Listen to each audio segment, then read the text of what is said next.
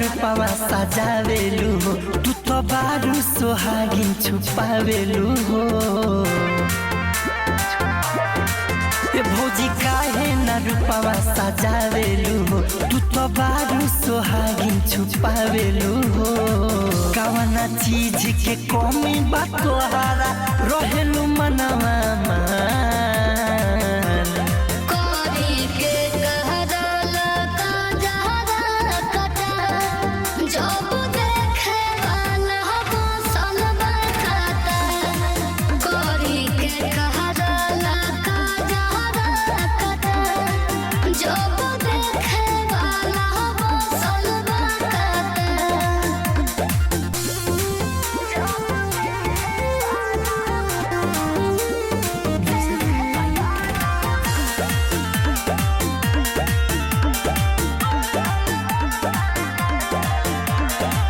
घरवा के बारू भौजी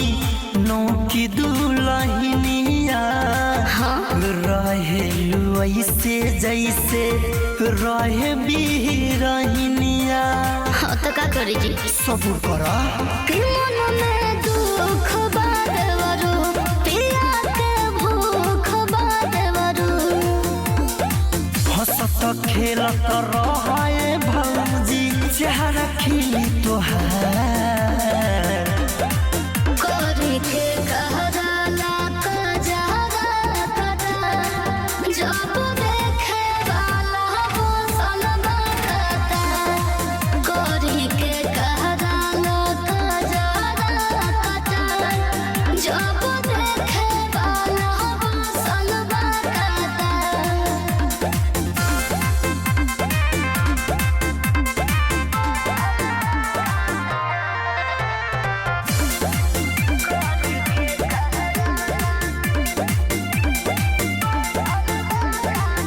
बेटी के सवाल बा भौजी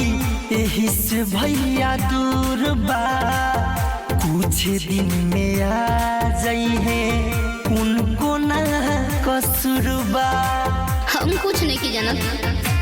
ना बोलिया ससी के भावे हो सुगम के याद सतावे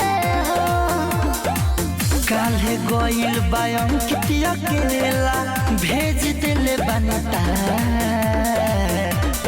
कोरी के कहला कजरा कटा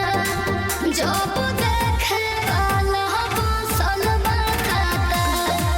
कोरी के कहला कजरा कटा जब